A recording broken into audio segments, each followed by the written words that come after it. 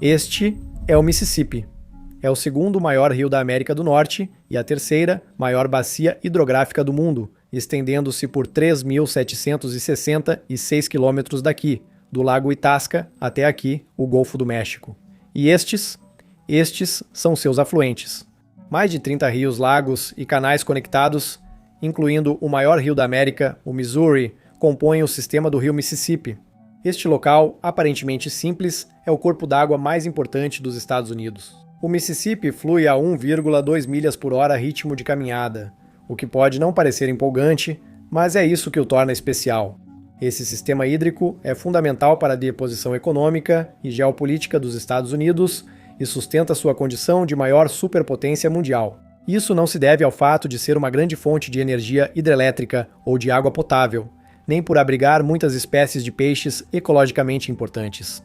Essas coisas são ótimas, mas o verdadeiro poder das grandes hidrovias dos Estados Unidos está no dinheiro gerado pelo comércio, transporte e exportações. Simplesmente não há competição global quando se trata dos números financeiros que essas hidrovias interiores geram. Deixe-me explicar. O Mississippi é gigantesco. Ele drena água de 31 estados e 2 províncias canadenses. Ao incluir os grandes lagos e as hidrovias intercosteiras do Golfo e Atlântico, o sistema soma cerca de 45 mil quilômetros de águas navegáveis, fazendo da bacia do Mississippi a maior hidrovia navegável do mundo. Isso significa que as hidrovias navegáveis combinadas dos Estados Unidos são maiores do que as hidrovias navegáveis combinadas do resto do mundo. Se isso já é uma vantagem, o próximo fato é simplesmente injusto.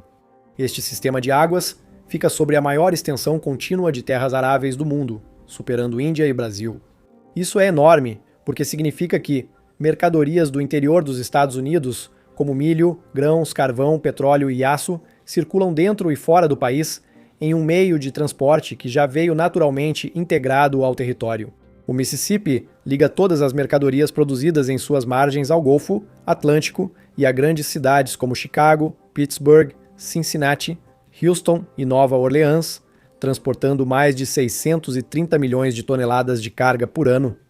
Isso representa muito dinheiro. Só essa área da bacia superior do Mississippi, que inclui Illinois, Missouri e Minnesota, gera cerca de 345 bilhões de dólares em comércio todos os anos. Compare com a hidrovia Paraguai-Paraná, que cruza Brasil, Argentina, Paraguai, Uruguai e Bolívia, também fazendo fronteira com esses países. Atualmente, ela movimenta só 20 milhões de toneladas e tem vários trechos inavegáveis, como a usina de Itaipu. A usina de Itaipu, segunda maior hidrelétrica do mundo, é inavegável e melhorias estão paradas devido a desacordos entre os países envolvidos. Com os Estados Unidos, a colaboração para levantar fundos e garantir a construção não é tão complicada. O Corpo de Engenheiros do Exército dos Estados Unidos, junto com o Congresso, simplesmente gerenciam as hidrovias americanas. Mesmo comparando o Mississippi ao rio Amazonas, os números não se comparam. O Amazonas é mais profundo e recebe embarcações maiores. Ainda assim, ele transporta apenas cerca de 25 milhões de toneladas de carga por ano, devido aos danos ambientais causados pela construção de eclusas e sistemas de barragens em uma área tão ricamente florestada. No final das contas, os Estados Unidos simplesmente dominam. E toda essa atividade econômica explica por que toda grande cidade com uma população acima de 300 mil habitantes, exceto Atlanta e Denver, está situada em uma via navegável. Mas construir impérios ao longo de rios não é algo único. As primeiras civilizações construíram assentamentos que se tornaram grandes cidades e centros econômicos ao longo dos rios Nilo e Tigre. O que faz o caso dos Estados Unidos ser tão único? É só sorte ou quem chegou antes? Ou foi uma construção planejada das vias navegáveis atuais? Na verdade, é um pouco dos dois. Para realmente entender como os Estados Unidos garantiram um recurso econômico tão rico, vamos voltar aos primeiros dias dos Estados Unidos como uma nação independente. Eles já tinham vantagem com o Mississippi, que permitia que uma embarcação barata cruzasse o país de ponta a ponta, mas ainda era difícil levar mercadorias. Os pais fundadores reconheceram a sorte de viver em um país com águas interligadas, mas faltavam eclusas, represas e canais para torná-las navegáveis e lucrativas. Para isso, conforme a Constituição, precisavam investigar, desenvolver e manter os canais navegáveis necessários. Antes da criação da primeira escola formal de engenharia, voluntários de todo o país se uniram e construíram o canal de South Hadley em 1792. Com a conclusão do canal Erie em 1825, os Grandes Lagos foram ligados ao Atlântico, facilitando o transporte de mercadorias do interior para a costa leste. Mesmo com erros e acertos, esse impulso iniciou a era industrial das hidrovias, com pessoas se estabelecendo próximas a esses canais por mais de 200 anos. Hoje, essa visão e planejamento resultaram em mais de 19 mil quilômetros de rotas comerciais de navegação interior, superando a soma das rotas da América do Sul, Europa e Ásia. A maior vantagem dos Estados Unidos em capacidades marítimas e comerciais é o tamanho e a facilidade de suas hidrovias. O Mississippi e a maioria de seus afluentes estão em baixas altitudes, o que cria águas mais calmas e poucas interrupções causadas por quedas d'água íngremes e corredeiras turbulentas cheias de pedras. Navios de carga como este que navegam nessas hidrovias são simples e têm poucas exigências operacionais, pois não há riscos de danos por águas agitadas. Isso também significa que essas hidrovias não precisam de muita manutenção para continuarem funcionando, já que eclusas, barragens e canais sofrem pouca erosão, desgaste e deterioração em geral. Hidrovias grandes, acessíveis e de baixa manutenção permitem transportar grandes cargas rapidamente. Por exemplo, o uso de barcaças. Uma barcaça como esta transporta cerca de 1.750 toneladas e costuma ser agrupada em comboios de 10 a 15 barcaças. Com capacidade máxima, são 26.250 toneladas por comboio. Agora compare isso a um trem unitário de 108 vagões. Um vagão jumbo pode transportar cerca de 110 toneladas, então um trem de 108 vagões transportaria apenas 11.880 toneladas. Caminhões são ainda piores. Quero dizer, um caminhão grande pode transportar no máximo 40 toneladas. Então, só uma barcaça pode entregar o equivalente a 38 caminhões. Para transportar a mesma carga de um comboio com 15 barcaças, seriam precisos 1.050 caminhões grandes, ou 6 locomotivas com 216 vagões. Ainda há a questão da velocidade. Essas embarcações carregam 10.000 toneladas em menos de 4 horas e descarregam em até 8 horas.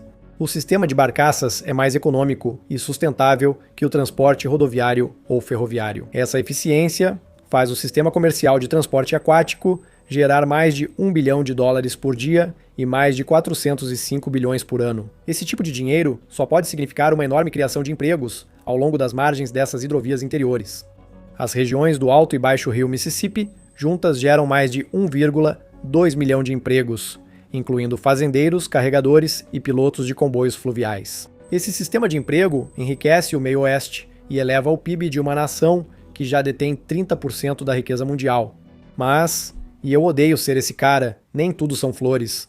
Sem essa decisão sábia, porém cara, a hidrovia de bilhões de dólares já não existiria. Veja, os Estados Unidos gastam muito para manter o Mississippi no mesmo curso que deu início a esse domínio hidroviário há séculos. Com o tempo, rios mudam de curso naturalmente conforme a terra se move, contrai e expande.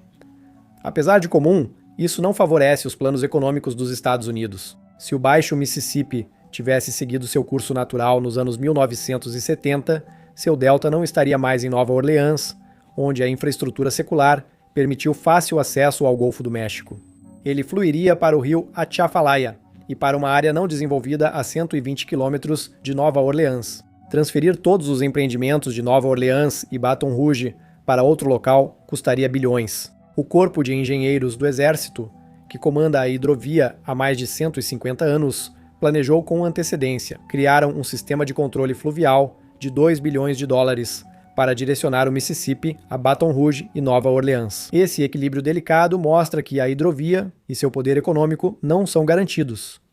Qualquer desestabilização teria resultados catastróficos. Agora, quando se trata de ameaças externas, elas não são tão grandes quanto você pensa. Quero dizer, você não precisa que eu te diga que é impossível invadir os Estados Unidos. Para ser honesto, só os próprios Estados Unidos pode ameaçar o sucesso de suas hidrovias, começando pela luta para manter o que já possui. Um relatório de infraestrutura de 2017 da Sociedade Americana de Engenheiros Civis concluiu que grande parte dos 300 portos comerciais, 240 eclusas, que recebem grandes comboios de carga e várias barragens e canais, receberam notas C ou D e precisavam de grandes melhorias. E sim, sei que disse que essas estruturas sofrem pouco desgaste, mas mais de 80% das eclusas americanas têm mais de 50 anos e já passaram da vida útil projetada. Para garantir melhorias, hidrovias exigem grandes investimentos, e é aí que entra a concorrência estrangeira. Hidrovias de países como Brasil, China e Europa podem receber mais investimentos do que as estruturas atuais dos Estados Unidos. O rio Yangtze, na China, é o rio de carga interior mais movimentado do mundo, com números impressionantes. O Yangtze transporta cerca de 2,6 bilhões de toneladas de carga ao ano, cruzando grandes áreas metropolitanas, o núcleo agrícola e polos industriais da China. A maioria do transporte de cargas é doméstica, mas o Ministério dos Transportes da China quer ampliar bastante os 10% de transporte internacional fluvial e conta com portos costeiros para isso. Os governos locais desenvolveram demais as margens do rio, e a hidrovia do Yangtze já tem mais de 3.900 berços de atracação de carga prontos para processar, carregar e descarregar mercadorias. Mas a China foi além. Estão investindo em rios do Sudeste Asiático e América do Sul, como o rio Mekong. Começando na China e passando por países do Sudeste Asiático como Camboja, Vietnã, Laos e Tailândia, a hidrovia transporta 128 milhões de toneladas de carga por ano, sendo que a maior parte dos investimentos para explorar o potencial do rio vem da China. Nos Estados Unidos, a estagnação do investimento anual na modernização das hidrovias já causou a perda de bilhões de dólares em valor econômico. Apesar de parecer pouco, projetos atrasados podem elevar rapidamente esse número. O plano de 2007 para renovar o sistema de eclusas e barragens do Alto Mississippi fracassou por falta de financiamento, mostrando a dificuldade de captar recursos para esses sistemas. Além dos investimentos complexos, a hidrovia do Mississippi enfrenta outra ameaça que afeta rios em boa parte do mundo: a seca. Em outubro de 2022, uma seca no centro dos Estados Unidos baixou tanto os níveis de água que embarcações ficaram presas, e houve acúmulo de 2.048 barcaças e 117 embarcações devido ao fechamento temporário dos rios. Esta bacia hidrográfica responde por 92% das exportações agrícolas dos Estados Unidos, então uma seca pode destruir muitos empregos e causar bilhões em perdas. Foi isso que aconteceu em 2012, quando a seca nas grandes planícies fez com que o rio fosse fechado 3 vezes e resultou em uma perda de 35 bilhões de dólares. A seca ficou tão grave no sudoeste dos Estados Unidos que existe um plano para desviar parte da água do Mississippi para ser bombeada para a região. Apesar de possível, isso custaria bilhões e levaria anos para ser totalmente desenvolvido. Não é um problema exclusivo dos Estados Unidos. Assim como o rio Reno, na Europa, também está enfrentando uma seca agravada pelas mudanças climáticas, por isso os Estados Unidos estão tentando matar 2 coelhos com uma cajadada só. Diminuir o transporte de cargas por rodovias e ferrovias, o que vai reduzir as emissões de carbono, e manter sua vantagem investindo 2,2 bilhões de dólares para modernizar a infraestrutura das hidrovias. Uma lei de infraestrutura aprovada pelo Congresso em 2021 destinará quase 829 milhões de dólares para melhorar o Alto Mississippi, ampliando eclusas e reparando barragens. Além dos reparos, o investimento vai adicionar mais de 72 bilhões de dólares ao PIB do país. E isso é só parte dos planos maiores para maximizar o potencial do Mississippi. Mesmo com ameaças como investimentos estrangeiros, vias mais profundas no Amazonas e coordenação no Yangtze, os Estados Unidos só precisam investir certo para manter a liderança. Seja por sorte, estratégia ou décadas de planejamento, o rio Mississippi garante que os Estados Unidos mantenham sua dominância econômica por muito tempo. Se o país jogar suas cartas corretamente, investindo em tecnologia avançada para suas eclusas e barragens e garantindo um fluxo estável que siga seu curso, continuará colhendo os benefícios de uma geografia quase perfeita e de uma visão de futuro incrível. Basicamente, cabe a eles ganhar ou perder esse jogo.